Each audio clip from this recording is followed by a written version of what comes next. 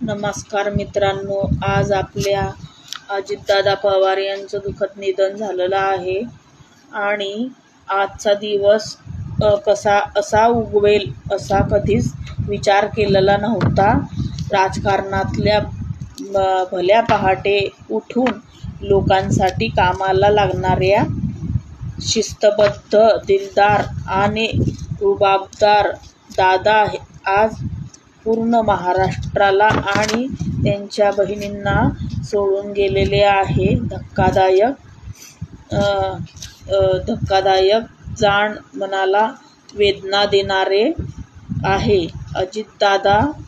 अजितदादांना भावपूर्ण श्रद्धांजली.